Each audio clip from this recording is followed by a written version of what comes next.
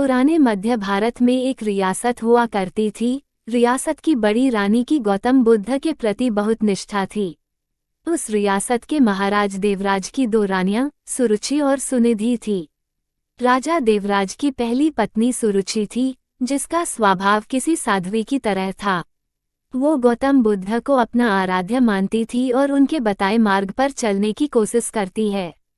उनके साथ उनका बेटा वीर भी खेलता रहता, लेकिन देवराज का पूरा ध्यान अपनी दूसरी पत्नी सुनिधि के ऊपर ही रहता। वो देखने में बहुत ज्यादा खूबसूरत थी। इसी खूबसूरती की विलासता में महाराज खोए रहते। राजमहल की ज्यादातर तमाम सुख सुविधाएं दूसरी पत्नी सुनिधि और उसके बेटे सुमंत को ही मिला करती। दोनों ही पत्नियों के राजदुलारों की खिलखिलाहट से पूरा महल जगमग रहता। रियासत के लोगों को भी पता चल चुका था कि उन्हें होने वाला राजकुमार मिल चुका है। राज्य के लोग अक्सर सोचा करते कि भविष्य में राजगद्दी पर कौन बैठेगा, तो इस पर ज्यादातर लोगों का मत तो सुरुचि के पुत्र वीर के ऊपर ही था कि भविष्य के राजा वही होंगे, क्योंकि धर्म और नीति के अनुसार बड़े पुत्र को ही राजगद्दी मिलनी चाहिए। लेकिन समय की लकीरों को कुछ और ही मंजूर था। देवराज की पहली पत्नी सुरुचि का स्वभाव बड़ा शांत और न्याय संगत था। वो न्याय धर्म और बौद्ध धर्म की बातें किया करती। माँ की संगत पाकर बेटा वीर भी उसी स्वभाव का हो गया था। वीर अब बड़ा हो रहा था, उसका स्वभाव ऐसा हो गया कि उसे जो भी मिलता वो भी माँ की तरह संतोष कर लेता। समय का चक्र चलता है और एक दिन रियासत का दरबार सजा हुआ था। उसी दिन भावी राजकुमार के नाम की घोषणा भी की जानी थी। सभी इस बात को लेकर आत्मविश्वासी हुए पड़े थे कि होने वाला राजकुमार वीर ही होगा। महाराज अपनी पत्नी सुनिधि के साथ सिंहासन पर बैठे हुए थे। महाराज छोटे बेटे सुमंत को दुलार रहे थे। वहीं वीर अपनी मां सुरुचि के साथ दरबार में बैठा हुआ था। सभी पुरोहितों ने वीर की मां को बता दिया था कि आज राजदरबार में वीर के राज तिलक की पूजा है, उसे तैयार करके लाना। वीर की मां सुरुचि ने भी बड़े दुलार से अपने बेटे को तैयार किया और ईश्वर के सामने प्रार्थना की और माथा टिकवाया। महल में शंख बजने शुरू हुए। पुरोहितों ने वीर का नाम भी लिया। बालक वीर सौम्य अंदाज में पिता की गद्दी की तरफ बढ़ा और अपने पिता का आशीर्वाद लिया। पिता आशीर्वाद देने के लिए हाथ उठाते कि दूसरी रानी सुनिधि ने पीछे धकेल दिया। वीर की आंखों से आंसू गिरने लगे। भरे राज दरबार में गुस्से से लाल रानी सुनिधि ने वीर की कलाई को मोड़ दिया था। उन्हें सिंहासन पर पहुंचने से रोक दिया। फिर सुनिधि ने अपने कड़े शब्दों और सख्त आवाज में कहा कि तुम इस सिंहासन और महाराज की गोद में बैठ नहीं सकते। सिंहासन में बैठने वाला काबिल हो या ना हो, वो चहेती रानी का पुत्र ही होना चाहिए। तुम दासी के बराबर वाली रानी के पुत्र हो। सिंहासन पर मेरा पुत्र सुमंत ही बैठेगा, और जो सिंहासन पर बैठेगा जनता उसी को राजकुमार मानकर आदर सम्मान देगी। तुम जाओ अपनी माता के पास और बुद्ध की सेवा करो। मेरे रहते तुम्हें आत्म सम्मान कभी नहीं मिल सकता। जाओ, पहले अपना भाग्य बदल कर आओ। राजकुमार बनने के लिए तुम्हें मेरी कोख से जन्म लेना पड़ेगा। ये सब सुनकर पूरा राज दरबार हक्का बक्का रह गया। सबको आश्चर्य भरी नजरों से महाराज देवराज की ओर देखे जा रहे थे कि महाराज कुछ बोल क्यों नहीं रहे। लेकिन महाराज बोलते भी क्या, वे नजरें झुकाए बैठे थे, क्योंकि उनकी आंखों और मन पर तो रानी सुनिधि की खूबसूरती और विलासता का पर्दा पड़ा हुआ था। ऐसे में भला वो रानी का विद्रोह कैसे कर सकते थे? अगर वो रानी का विद्रोह करते तो उनकी विलासता भरी रातें कैसे रंगीन होती, खूबसूरत जिस्म का आनंद लेने से वंचित हो जाते। वीर को अपनी सौतेली माँ की बातों से ज्यादा बुरा अपने पिता के चुप रहने का लगा। कुछ देर बाद वो राजमहल के बाहर चला गया। संध्या आरती का समय हो चला था। वीर की माँ सुरुचि ने वीर को अपने पास बुलाया। वीर का चेहरा देखकर वो घबरा गई। वीर ने उनसे कहा कि माँ, पिताजी हमारे साथ ऐसा क्यों करते हैं? अब हमारा क्या होगा? क्या मुझे कभी किसी का मान सम्मान प्राप्त नहीं हो पाएगा? जवाब देते हुए वीर की माँ ने अपनी उंगली से मंदिर की तरफ इशारा किया। ये कमरा कुछ दूरी पर था और इसमें महात्मा बुद्ध की प्रतिमा मूर्ति रखी हुई थी। वीर ने इशारा करते हुए पूछा, वहाँ क्या है माँ? जवाब देते हुए माँ बोली, वो महात्मा बुद्ध है, वहीं तुम्हें सिद्ध बनाएंगे।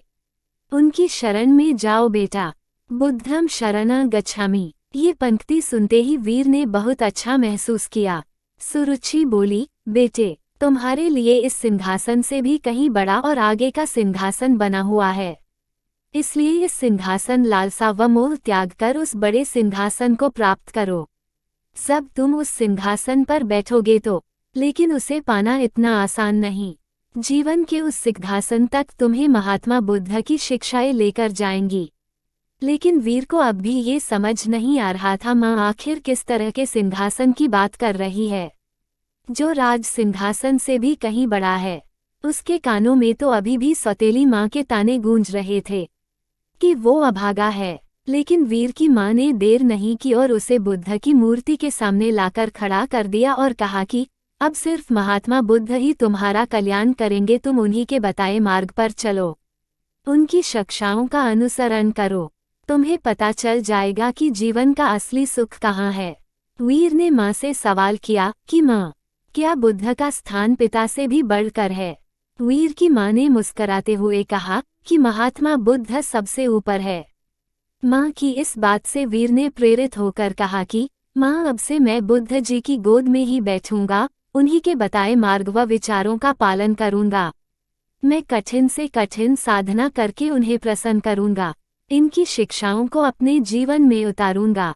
वीर ने बड़े दृढ़ निश्चय से कहा कि देख लेना माँ, एक दिन बुद्ध मुझे अपनी गोद में जरूर बैठाएंगे।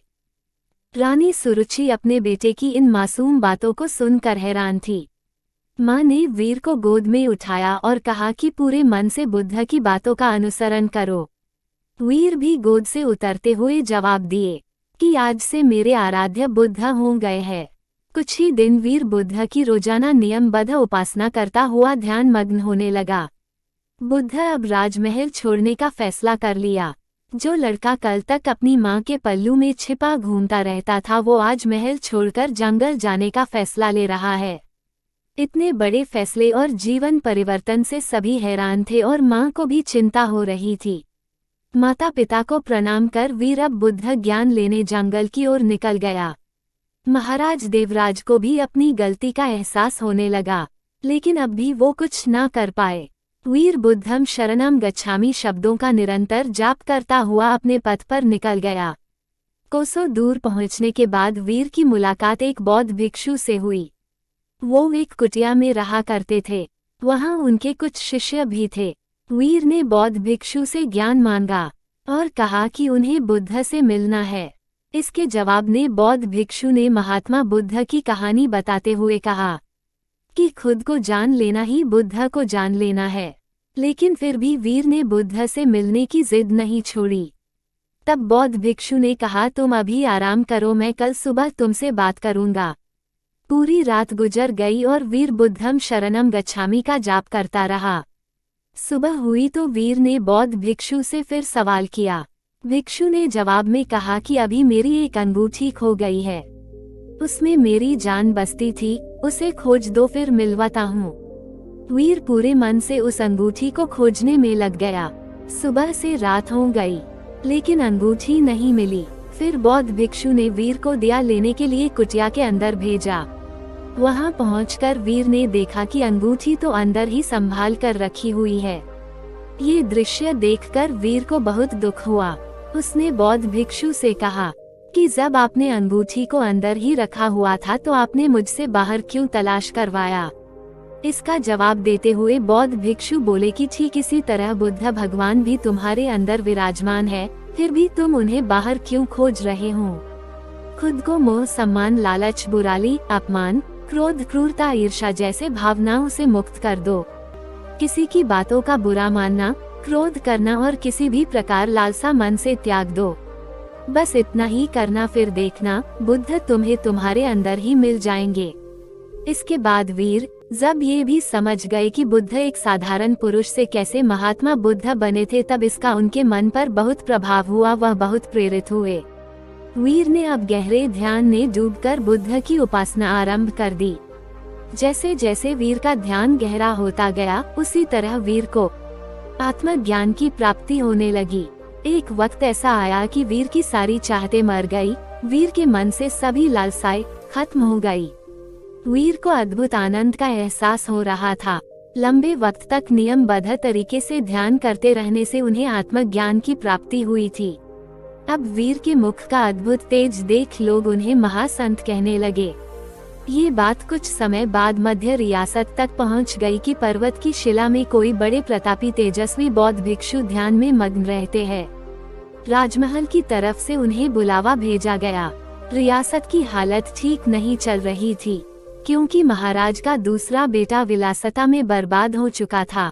सुनिधि का हुस्न व खूबसूरती भी उम्र के साथ ढल चुका था। वहीं दूसरी ओर वीर की समृद्धि दूर दूर तक फैलती जा रही थी।